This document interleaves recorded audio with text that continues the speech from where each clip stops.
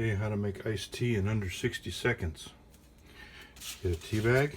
You just buy a box of tea bags from the supermarket, you know, for really cheap. It's the cheapest and easiest way to make iced tea. Grab a thing of water. You could even probably do this with a gallon jug. Just use more tea bags. With this, all you do is stick in a tea bag.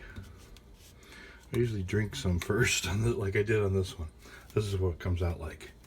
I just forgot to drink some water out of it first. But let's see how this works. Yeah, there we go. And then you just shake it. Let it sit for a while.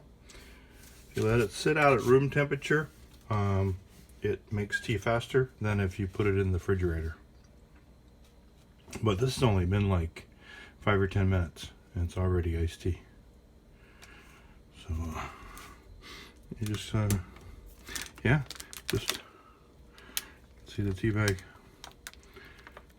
just floats in there. Just shake it up. And there you go.